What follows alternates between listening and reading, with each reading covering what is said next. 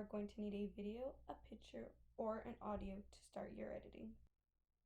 Once you have found your video, you're going to have choices on how to remake the video your own. For volume, you have the choice to adjust your audio higher or lower, or even a fade in, fade out. Next, you have the option to put a filter if you want. That's always your choice. Next, you can adjust your brightness, the temperature, or even a tint for your video. It also has where you can adjust the speed audio. Has more effects and filters that you can put on them.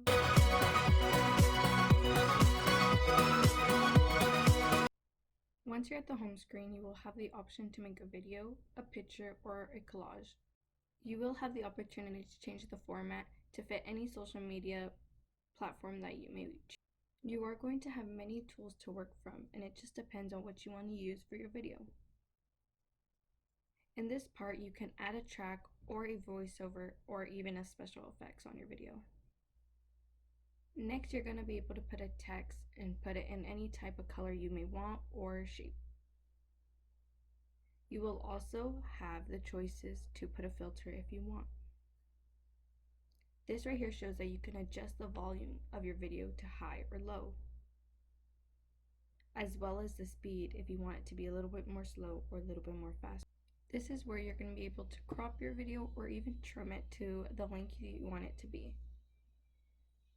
You can even duplicate it, or you can freeze it, or you can fast forward or rewind it. If you pick the plus button, you can add a video picture or just a blank page. Once you're done, you can just save it and it will go right to your camera roll.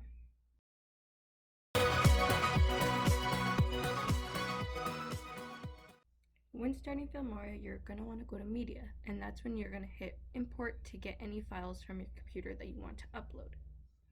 If you press the record button, that's going to take you to where you can see webcam, screen, or voiceover, and that's when you're going to be able to record from your computer, screen record, or even record voice audio.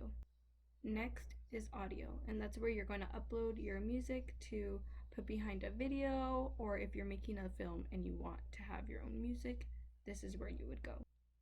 If you're going to need an intro, you're going to have to go to titles. That's where you're going to find all your text style fonts, as well as just subtitles or different types depending on what you're going to use them for. There's even end credits if you want to end very professional. That is there for you. Next, you have transition, and that's going to be for whenever you need to add a little an effect on a transition after cutting it. You can always put a little blur, a little flash, a cube, or just even a type of swipe, whatever you want to make it look the way you want it to look. You're going to have the option to also put a filter or even a border, whatever you like to put that little extra oomph on your video.